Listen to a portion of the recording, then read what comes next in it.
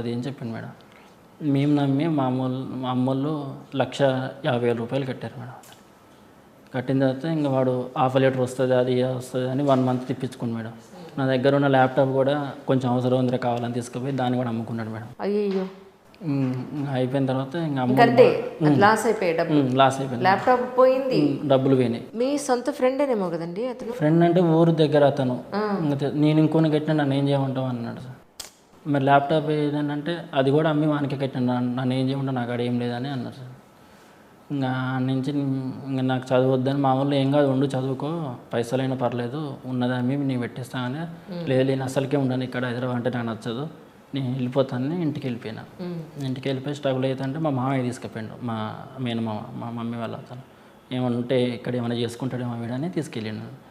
తీసుకెళ్ళిన తర్వాత ఆయనది వైన్ షాప్ మేడం, ఆ కౌంటర్లో ఉండేది, ఆ వైన్ షాప్ కౌంటర్లో ఉండేది. అట్లా